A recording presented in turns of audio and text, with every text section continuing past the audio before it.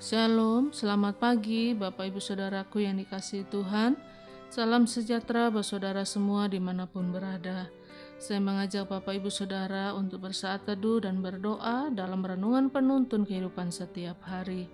Kiranya damai sejahtera dan sukacita oleh Roh Kudus senantiasa melimpah dalam hati dan kehidupan kita semua. Tema renungan kita hari ini adalah tidak mengerti perkataan Yesus. Ayat bacaan kita terdapat di dalam Injil Lukas 9 ayat 43b sampai 45 berkata demikian. Ketika semua orang itu masih heran karena segala yang diperbuatnya itu, Yesus berkata kepada murid-muridnya, "Dengarkanlah dan camkanlah segala perkataanku ini. Anak manusia akan diserahkan ke dalam tangan manusia. Mereka tidak mengerti perkataan itu, sebab artinya tersembunyi bagi mereka, sehingga mereka tidak dapat memahaminya dan mereka tidak berani menanyakan arti perkataan itu kepadanya." Bapak Ibu Saudaraku yang dikasihi Tuhan, dalam ayat bacaan hari ini kita melihat ada banyak orang yang mengikut Yesus. Mengapa mereka mengikut Yesus? Yang pertama, karena Yesus mengajar bukan hanya dengan perkataan, tetapi Yesus mengajar dengan kuasa. Dia tidak hanya mengajar dengan konsep, tetapi dia mengajar dengan mujizat dan dengan teladan dalam kehidupannya sehari-hari. Tetapi yang kedua, Yesus mengajar dengan perkataan-perkataan yang sederhana, sampai orang-orang biasa pun, orang-orang miskin, orang-orang yang tidak berpendidikan, bahkan orang-orang yang belum bertobat, orang-orang yang tidak tahu kebenaran, dengan pengajaran yang sangat sederhana, mereka dapat mengerti pengajaran Yesus, sehingga mereka dapat membuka hati dan menerima kebenaran itu di dalam hatinya. Ketika orang banyak mendengar pengajaran Yesus dan mereka melihat mujizat yang Yesus kerjakan dengan luar biasa, tiba-tiba mereka dikejutkan oleh perkataan Yesus, "Anak manusia akan diserahkan ke dalam tangan manusia." Perkataan Yesus tidak dimengerti oleh orang banyak, bahkan murid-murid Yesus juga tidak mengerti maksud dari perkataan itu. Bapak Ibu Saudaraku yang dikasihi Tuhan, hari-hari ini banyak orang juga berada dalam posisi yang sama. Kita ke gereja, kita ikut dalam kegiatan-kegiatan rohani, tetapi kita tidak mengerti perkataan Yesus. Kita tidak mengerti kehendak Yesus. Kita tidak mengerti apa sebetulnya yang Yesus mau dari dalam hidup kita. Nah, mengapa seringkali kita tidak dapat mengerti perkataan-perkataan Yesus? Karena kita tidak mau bersusah-susah untuk memahaminya. Ayat 43 kita pelajari, murid-murid Yesus tidak mau meluangkan waktu untuk bertanya. Yesus sedang ingin menunjukkan dirinya bahwa dengan perkataan itu, "Akulah Mesias. Akulah penggenapan dari firman." Tetapi mereka tidak mengerti.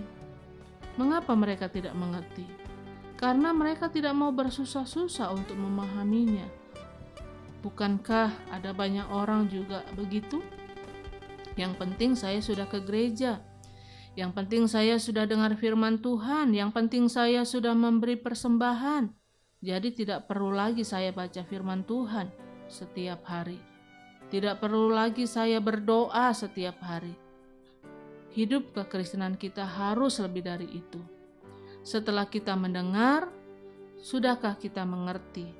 Setelah kita mengerti, sudahkah kita praktekkan dalam kehidupan kita sehari-hari?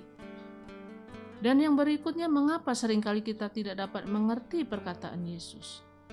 Karena pikiran kita terpengaruh dengan pengertian-pengertian duniawi. Kita tidak berpikir bagaimana hidup benar, tetapi seringkali pikiran kita hanya memikirkan bagaimana Tuhan berkati saya, bagaimana Tuhan tolong saya. Karena pengertian-pengertian duniawi menguasai kita, maka kita mau menundukkan firman di bawah pikiran kita. Kita tidak mau tundukkan pikiran kita di bawah firman Allah. Ketika pikiran kita ditundukkan oleh firman Allah, maka kita akan mampu berjalan dalam kebenaran. Dan mengapa seringkali kita tidak dapat mengerti perkataan Yesus? Karena kita belum menerima Roh Kudus. Waktu kita menerima Roh Kudus, maka Roh Kudus yang akan menyingkapkan segala rahasia dan memberikan pengertian dari Allah. Itu sebabnya setiap kita yang mau mengerti kehendak Tuhan harus meminta hikmat dan pertolongan dari Roh Kudus, agar kita dimampukan dalam memahami setiap rencana dan kehendak Allah dalam hidup kita. Jadi Bapak Ibu Saudaraku yang dikasihi Tuhan, ingat bahwa ketika kita mau berusaha untuk memahami atau mengerti firman Tuhan, hidup kita akan terasa berbeda. Karena hidup kita terus mengalami kemajuan dan kita akan terus mengalami pengalaman yang indah bersama dengan Tuhan. Amin. Mari kita berdoa. Kami bersyukur Tuhan buat firman-Mu pada pagi hari ini yang begitu jelas memberikan pengertian kepada kami, memberikan pengajaran kepada kami, bahwa sesungguhnya ada banyak hal yang seringkali kami tidak mengerti apa yang menjadi maksud Tuhan dalam hidup kami.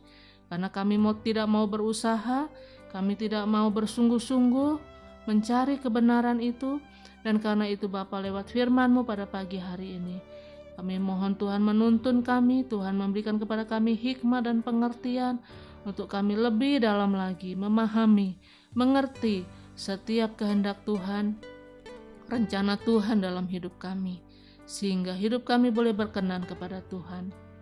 Dalam nama Tuhan Yesus kami berdoa mengucap syukur. Haleluya. Amin. Kiranya berkat yang sempurna dari Allah Bapa kita, kasih karunia dari Tuhan Yesus Kristus, dan persekutuan yang indah dengan Roh Kudus menyertai kita semua dari sekarang ini dan sampai selama-lamanya. Maju terus dalam tuntunan Tuhan, tetap semangat, sampai jumpa esok hari dalam penuntun kehidupan setiap hari, dan Tuhan Yesus memberkati.